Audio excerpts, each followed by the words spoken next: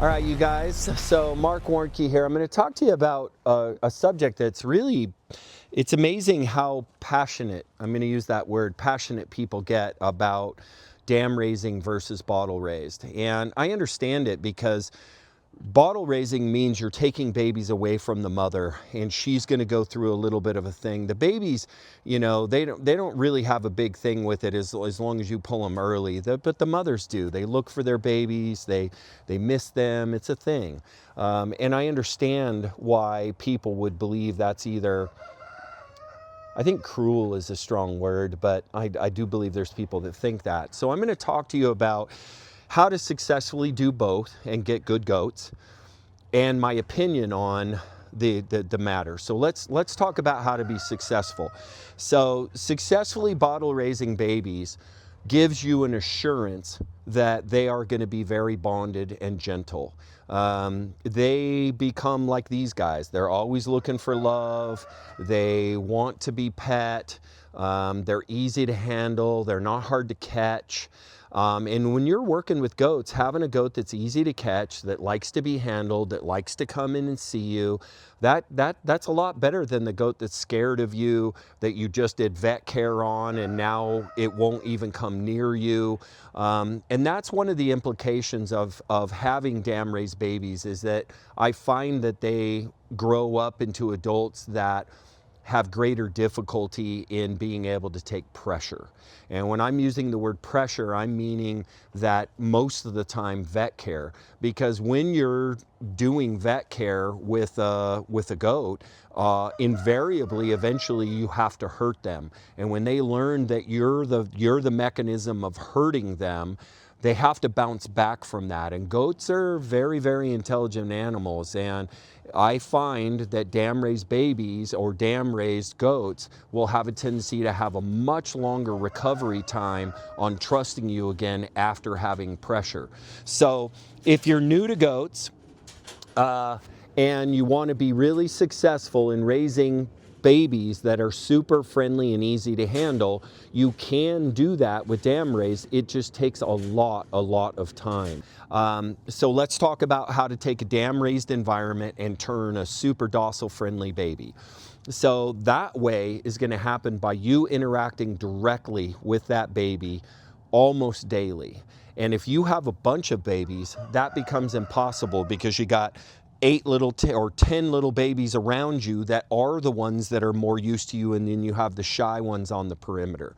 The shy ones on the perimeter almost will always stay shy. Those are the ones that you're going to have to focus on and really get to come into the fold. So you almost want to focus more on the shy ones than the ones that easily come up and get attention. And if you give them enough attention and interaction as they're being raised, it can sometimes be hard to tell the difference between a dam raised and a bottle baby. It's true. Now, I do want to clarify for you, I do believe it should be a flat out rule that if you're going to run pack goats in the backcountry like I do, that they need to be bottle raised, because the level of bonding is just that much greater. And those goats, I find day in, day out, are the ones that'll follow me thick and thin no matter what. They won't wander too far when they're foraging. They don't lead the other goats away. They want to be with the herd more than the other ones that aren't bottle raised, those sorts of things. And I had mixed in the beginning, so I know both ends of that equation.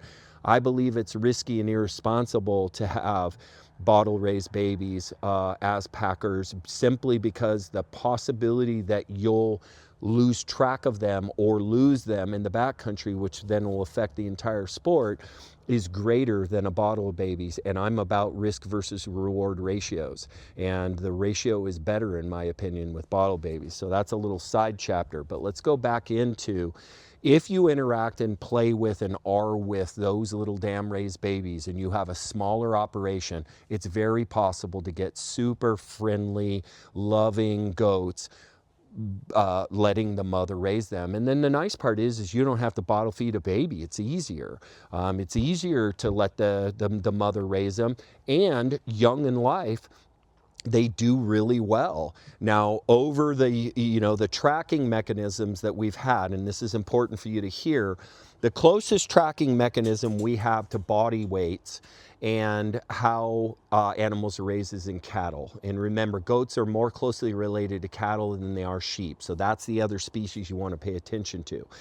So in cattle, they find that when they wean earlier and they feed less, that calf's 1 year weight is greater than one that was allowed to nurse long period of time and as much as they want.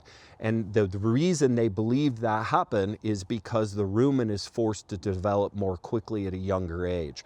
And the best oven to grow an animal is not that milk, it's food. Its system has to completely change to figure out how to process milk into food, and its real system is about eating hay.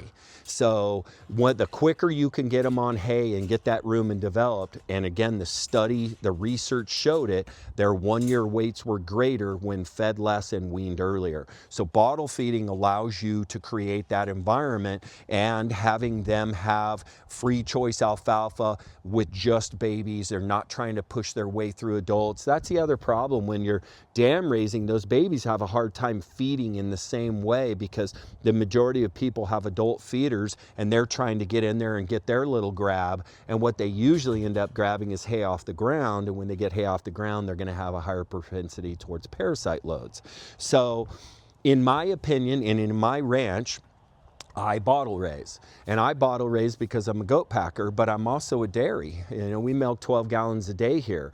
And the goats that we have that are super friendly, that just want to come in and see you, that are easy to catch, when you're doing the repetition of milking twice a day and going through all that, if you got a couple of goats, which we do, that were dam raised, that are hard to catch, it's a pain in the butt. Lots of times you need a second person. And so that can really become an issue, and it's not fun to deal with. And it's easy to have that kind of goat created without that massive attention given as babies, those shy ones on the perimeter that then know, wow, when she takes me in there, I get these things stuck in me. I don't know if I really want that. And then, they're harder to catch. So it's a thing.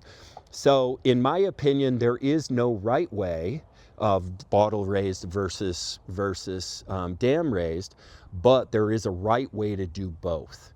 And as far as the right way to do both with bottle raised, it's just simple. The mechanism of feeding them gets it done for you.